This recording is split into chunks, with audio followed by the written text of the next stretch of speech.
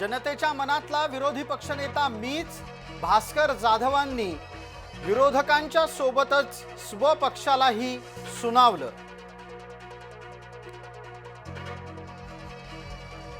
राजीनामा दिला म्हणतात आणि सभागृहात येऊन बसतात। ठाकरेंचा आणि नैतिकतेचा संबंध काय? नितेश राणेंचा टोला।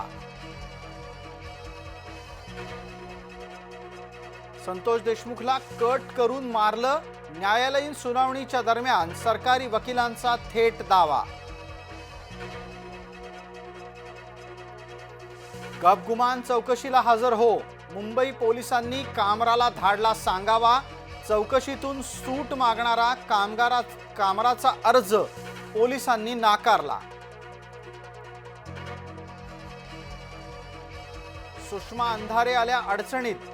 कामरानं केलेल्या काव्याला पुन्हा एकदा वाचण्यानं अंधारेंच्या विरोधात विधान परिषदेत प्रवीण दरेकर यांच्याकडून हक्कभंगाचा प्रस्ताव।